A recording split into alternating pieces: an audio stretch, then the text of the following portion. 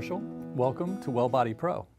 Today's show will focus on how to strengthen your immune system and improve your overall good health.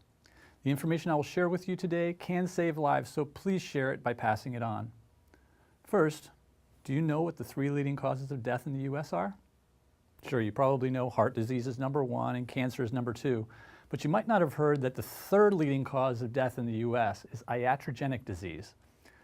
Iatrogenic disease is defined as any adverse condition in a patient occurring as the result of treatment by a physician, surgeon, or other health professional, especially infections or adverse drug reactions acquired by the patient during the course of treatment. In 2010, the Office of the Inspector General for the Department of Health and Human Services said that bad hospital care contributed to the deaths of over 180,000 patients just in Medicare alone in a given year. In 2012, the estimated number for all iatrogenic or healthcare-induced deaths was around 225,000 people. Dr. Barbara Starfield at Johns Hopkins School of Hygiene and Public Health listed how the U.S. healthcare system may contribute to poor health. In it, she noted that 12,000 people died from unnecessary surgery, 7,000 from medication errors in hospitals, 20,000 for other errors in hospitals, 80,000 deaths from infections in hospitals, and 106,000 non-error negative effects of drugs. And these estimates are for deaths only and do not include negative effects that are associated with disability or discomfort. I'm making a very important point here. Do your own research, especially for anything concerning your health. The most intelligent, well-meaning people out there are just as easily influenced by misleading ads and studies. All it takes is a few selfish corporations to mislead the masses with misinformation, creating intentional fear and confusion. This has been happening for many years now, and you can probably guess the reason why, of course. M-O-N-E-Y. Since before World War II, corporate profit-seeking began sterilizing and devitalizing our food supply, then adding chemically derived vitamin fractions and ultimately driving our internal health down, down, down. All vitamins come from plants, not pills. The plant has all the elements of the complete vitamin compound, including enzymes to help digestion, and let us not forget the all-important biogenic life force element. Plants are alive. No pill can contain that life force element, and your body knows the difference. That's why soon after you take a multivitamin, your urine is even darker than usual. That's because your body excretes it as quickly as possible. Same thing is true with most medications. That's why you must keep taking more medication every few hours. But when you eat fresh vegetables and drink fresh pressed juices, the energy, enzymes, and living essential oils coursing through that plant are biogenically transferred to you. I always feel a notable surge of energy when I make fresh squeezed juice at home. My favorite veggie juice concoction is 2 carrots, 1 stalk of celery, 1/4 to half a beet, depending on its size, 1/4 cucumber, and 2 handfuls of spinach. I just put them through my Jack LaLanne power juicer, which anyone can buy for around $100 or less, and I can literally feel the life force of those few simple veggies enhancing my energy, almost like a jolt of caffeine without the caffeine. Healthy living and caring for yourself is your responsibility alone. It is your life and no one else's. While there are many businesses out there engaged in health-promoting activities, healthy living is not the concern of most businesses. Profit is. All healthcare is a business. Remember that. There are also huge profits to be made in scaring you into paying for stuff you don't need, especially in healthcare, be it surgery, pharmaceutical drugs, excessive testing and screenings. Profit is the driving force of our healthcare industry. If you have ever seen the TV show House, I think of it as a great example of how hospital health systems work. A person comes into the hospital with some unknown condition. After a test or two, they think it might be one thing or so. They give the patient an IV, some medication. A day or so later, the patient becomes sicker. So a few doctors get together and ask each other for suggestions. Then House chimes in with some rare insight to consider. Another test or two, and voila, they figure it out. Some simple thing or a more serious thing, then throw some medications at it or do emergency surgery. And in the end, the patient either goes home or dies from complications. And when you read in between the lines, you can see how easily and often the healthcare establishment contributes to iatrogenic mishaps. Most of us look for quick answers to our health questions by asking people we know or trust for advice. First, our family, friends, coworkers, people who claim to know a doctor who they heard can blah, blah, blah, Whoever it is, chances are the information they are all too happy to share has maybe a 50-50 chance of being right, at best. Just like you, doctors and licensed healthcare providers are equally influenced by misinformation. The lesson to come away with here is clear. Be smart with your health. Do your own research. Get second, third, and fourth opinions if necessary before letting someone surgically cut you open or prescribe unnecessary drugs. In 1911, the first woman to win the Nobel Prize was Marie Curie, and she famously said, "Nothing in life is to be feared. It is only to be understood. Now is the time to understand more so that we may fear less." One of the most noteworthy lessons I learned in the Army in 1986 was about the inherent problem with second or third-hand information. It was early on in basic training. The drill sergeant had our entire platoon of about 30 troops standing side by side as he whispered a few words to the first soldier in the line, who turned to the next and whispered the phrase, and so on until we got to the end of the line, where drill sergeant was waiting to hear what we all expected to be the magic words. Now, when we began this grapevine exercise, we were told that if we got it exactly right, we were going to get something good. I literally can't remember what it was, something like sleep or food, something we weren't getting enough of. Anyway, that day turned out to be one of the most frustrating Army challenges I can recall. We were all counting on each other, but somewhere along the line, things got screwed up and it was impossible to know who or if it was intentional. We tried and failed at least 30 times and literally never came close more than a handful of times. And our bodies were literally on the line every time we got it wrong. This, of course, was because we had to drop and do 50 push-ups every time we got it wrong. If you could no longer do push-ups, then you do sit-ups or leg lifts or mountain climbers. So after several hours of unrelenting frustration, and of course, we all had varying degrees of severe muscle failure, we came away from that lesson with a newfound understanding that it is almost impossible to get reliable information through the grapevine. No matter how well-intentioned or how much they may love you, any information or advice, especially health advice, should be regarded with caution and researched further by you. So with that in mind, let's talk about what I and many other health professionals believe is the actual root of almost all poor health conditions: Candida albicans overgrowth. Candida albicans is a member of a large group of organisms that include yeasts, fungi, and molds, as well as mushrooms. These organisms are separate from plants, animals, and bacteria. Candida yeast lives in our gut with all of the good bacteria that help us convert food into energy.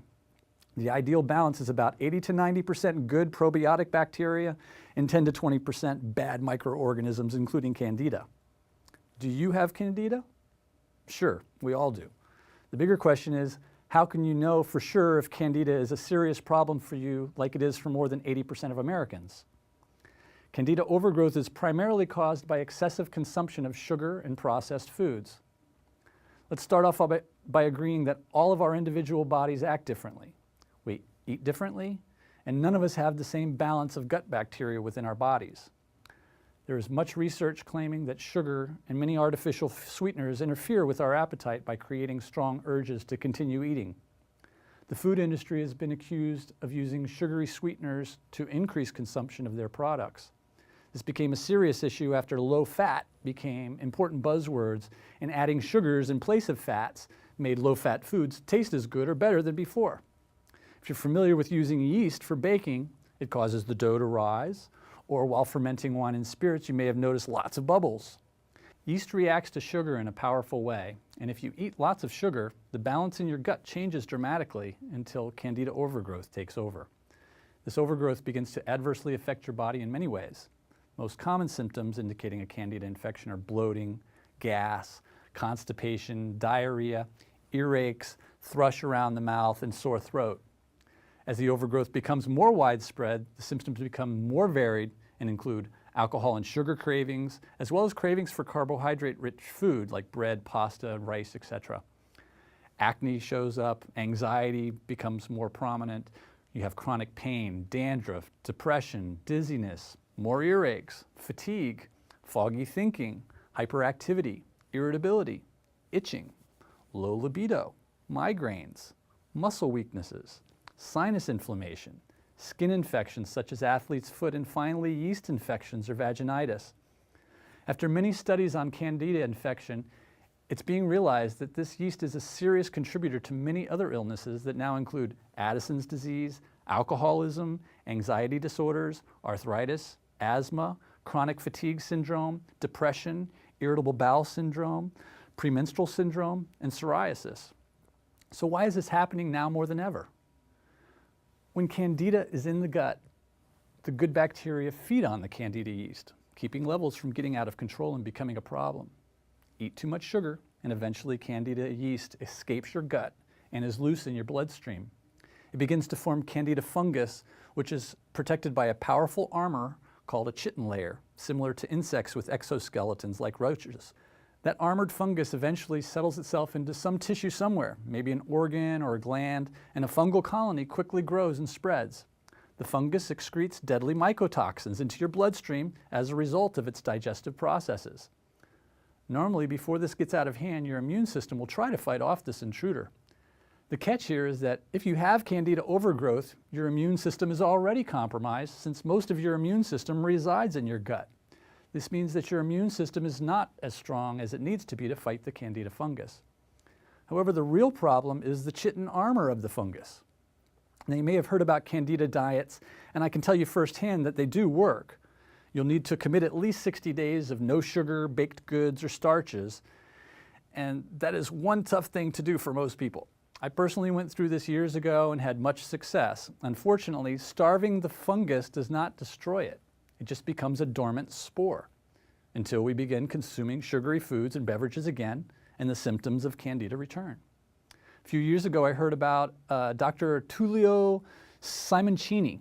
He was a strong advocate of the fungal theory in relation to cancer.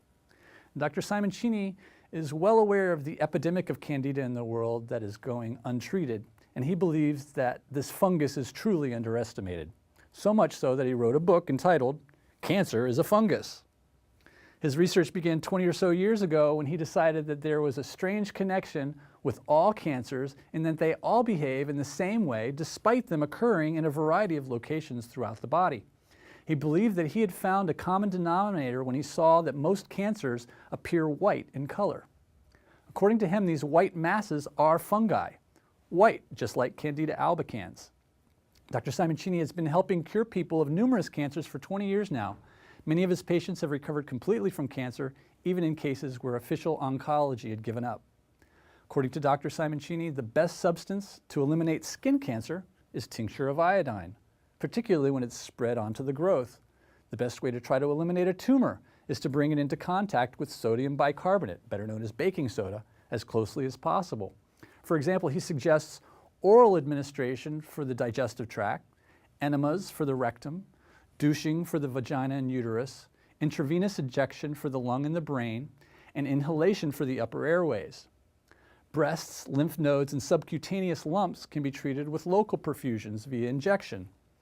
The internal organs can be treated with sodium bicarbonate by locating suitable catheters in the arteries of the liver, pancreas, prostate, and limbs. You can check out Dr. Simoncini's website for more detailed information and some incredible testimonials. This, of course, is an expensive solution to Candida overgrowth, especially if you have to travel to Italy to see Dr. Simoncini. But this is not the only approach to getting rid of Candida fungus. More recently, I came across something very intriguing by a woman named Claire Davidson, who had rediscovered something that was buried by the pharmaceutical industry, which has been successfully used for years on mammals by veterinarians. It's called a chitin synthesis inhibitor, which stops the Candida fungus from repairing its armor-like chitin layer of protection. Within a few days, the impervious chitin layer begins to weaken, and your immune system begins to attack the fungus. The fungus that previously was protecting itself from your immune system has now lost its armor and is ready to be knocked out of your body with the help of the immune system or its eventual self-destruction. The Candida fungi die when there are holes in their cell walls, and that is what quickly happens when their chitin layer is compromised. What happens is that instead of producing a strong chitin cell wall matrix, the Candida now produces a weak, leaky cell wall with holes where the chitin should have been, quickly leading to catastrophic failure of the cell wall, causing its contents to leak out or bleed out, eventually killing the Candida fungus. No special dietary restrictions are required, although a diet high in vegetables and antioxidants can help fight and kill off the fungus. I have a short list of the mycotoxins or excretions of fungi in the body and their side effects, and I was going to briefly go over them just so you have an understanding what exactly these fungi leave behind. And so there's a number of excretions, toxic substances. One of them is aflatoxins, which affect primary liver cancer, lung cancer, failure of the immune system, vomiting, depression, hepatitis, anorexia, jaundice, vascular coagulation has all been associated. There's another excretion called ergot alkaloids, which create the possibility for gangrene, abortion, convulsions, lactation suppression, hypersensitivity, smooth muscle contractions, extensive saliva production, and vomiting. Then there's fumonisins, which create diseases of the nervous system, cerebral softening, pulmonary edema, liver cancers, kidney diseases, esophagus cancers, anorexia, depression, ataxia, blindness, hysteria, vomiting, and hypotension. And then there's ochratoxins, which create renal disease and nephropathy and anorexia, vomiting, intestinal hemorrhage, tonsillitis, and dehydration. And there's trichothecenes, which affect nausea, vomiting, hemorrhages, anorexia, alimentary toxic aleukia, failure of the immune system, infants' lung bleeding, increased thirst, and skin rash. And then there's zearalenone, which happens to affect our reproduction and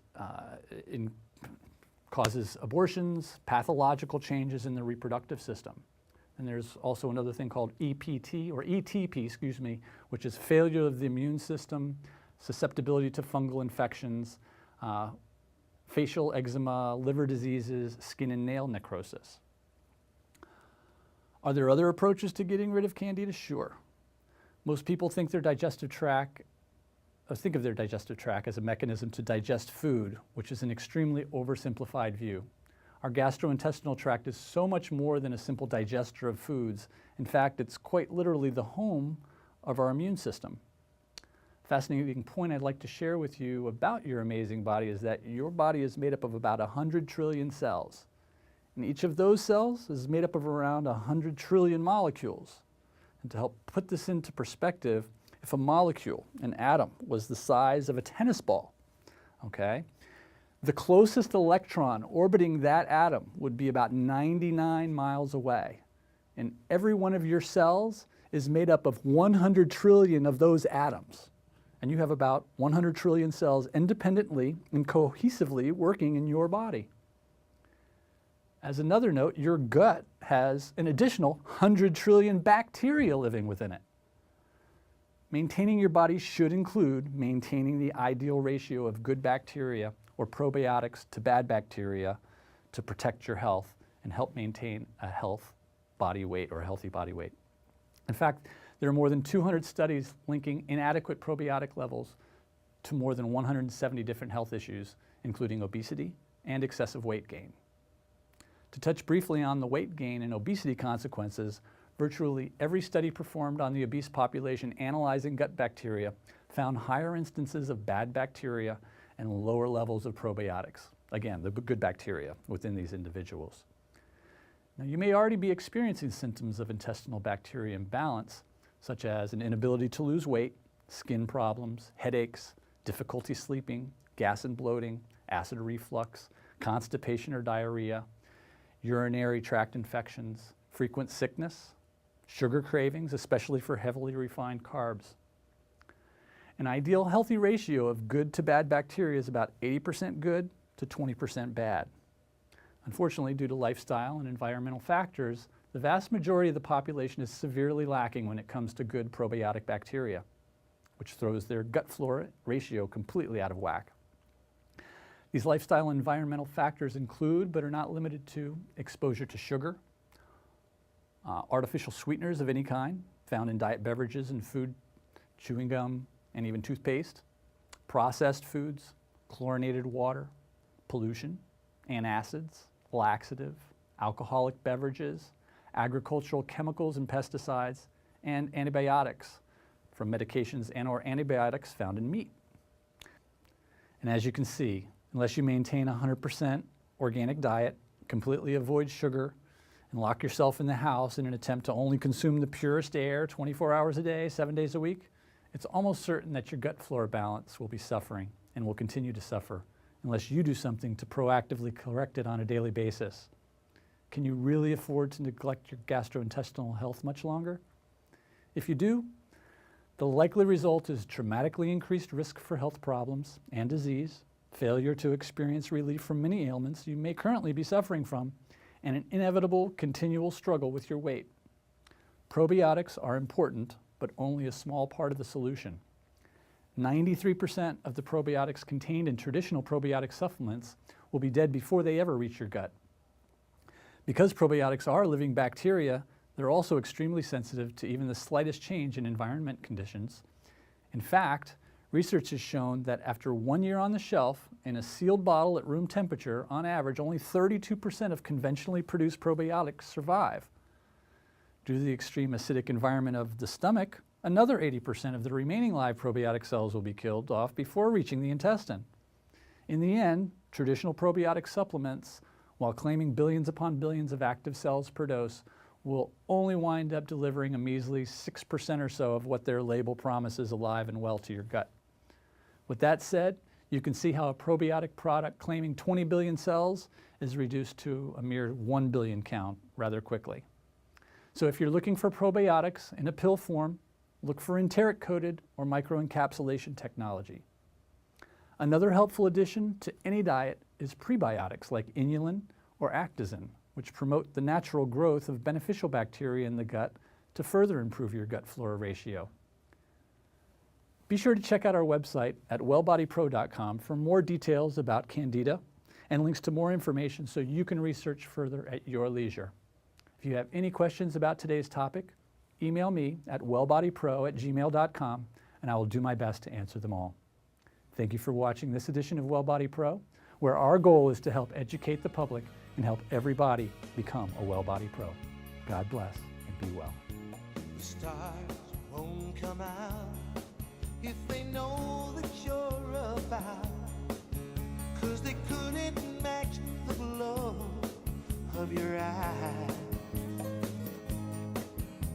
And oh, who am I? Just an ordinary guy, trying hard to win me first prize. Oh, my Candida, we could make it together. The further from here, girl, the better, where the air is fresh and clean. Candida, just take my hand and I'll lead you. Oh, I promise life will be sweeter, 'cause it says so in my dreams. You know, the future is bright. The gypsy told me